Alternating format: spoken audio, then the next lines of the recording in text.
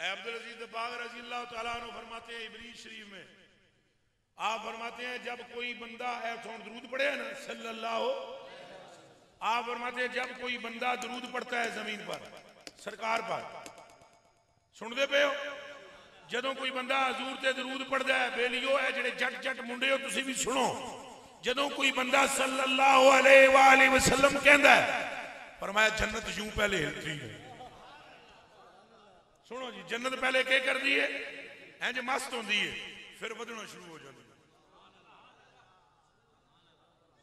Chewing gum देखा है, chewing gum जैसे उसे खींचो तो बड़ा होता है, ऐसे जन्नत बड़ा होना शुरू हो जाती है।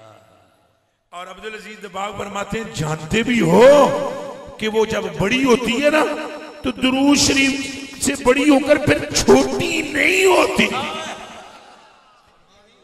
बड़ी होती है फिर छोटी नहीं होती।